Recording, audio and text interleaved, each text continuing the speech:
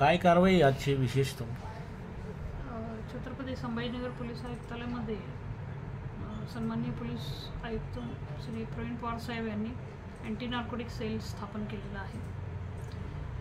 95-290-190-61 हा त्याचा नंबर आहे. त्याच्यावरती नागरिक शहरामध्ये जे अवैध प्रकारे अंमली पदार्थाची तस्करी होते किंवा अंमली पदार्थांचे सेवन केले जाते, विक्री होते किंवा युवा वर्गाला अल्पवयीन मुलांना अशा प्रकारचे पदार्थ जे पुरवतात यावरती कठोर कारवाई करण्यासाठी हा डेडिकेटेड सेल स्थापन केलेला आहे.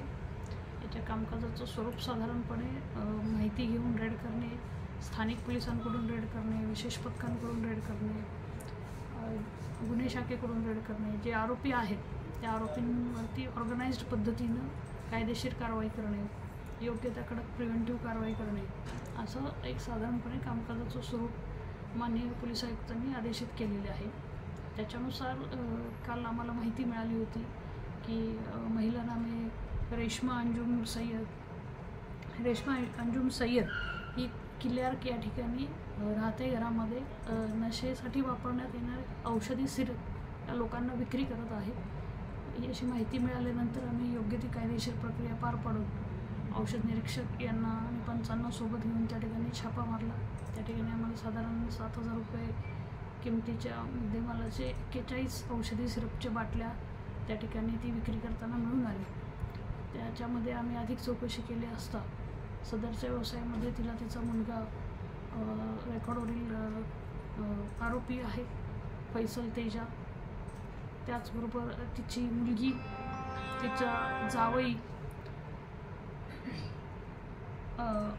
जावई अदनान शेख, बब्बू शेख उर्फ सोनू मनसे हे मदत करतात. आणि हा जो साठा आहे तो आरोपी मोबिन कुरेशी उर्फ मोबिन कचरा राहणार नारेगाव MIDC सिडको यांच्याकडून माल आणण्याचं प्राथमिकदृष्ट्या तिने तपासामध्ये सांगितलेलं आहे.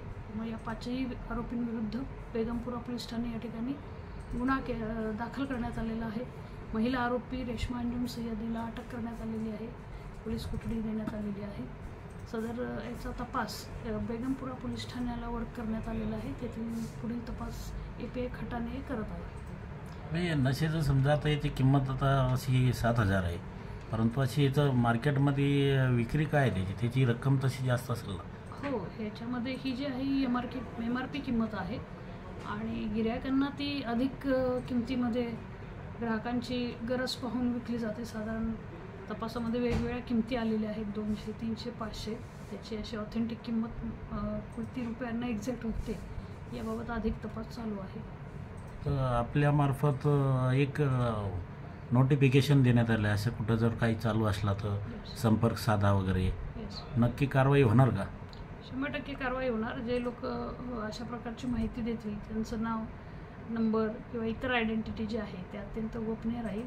ती पर्टिक्युलर तो जो नंबर हँडल करत आहेत त्यांच्या व्यतिरिक्त इतर कोणालाही, इतर पोलीस अधिकारी कर्मचाऱ्यांना देखील त्याची आयडेंटिटी डिस्क्लोज होत नाही. आणि याच्यावरती ज्या काही माहिती येतात त्या माहितींचं थेट रिपोर्टिंग माननीय पोलीस आयुक्त साहेबांना केलं जातं आणि त्यांना परत ते स्वतः त्याचा कंप्लायन्स घेत आहेत.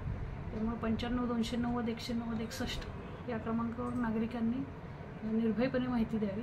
त्याचबरोबर माननीय पोलीस आयुक्त साहेबांनी जी ऑथेंटिक किंवा ज्याच्यामध्ये मोठं नेक्सस निष्पन्न होईल अशा प्रकारची जी माहिती मिळेल किंवा अशा प्रकारची माहिती जे उघड करतील त्यांना योग्य ते कायदेशीररित्या शासकीय बक्षीस देखील जाहीर करण्यात येणार आहे.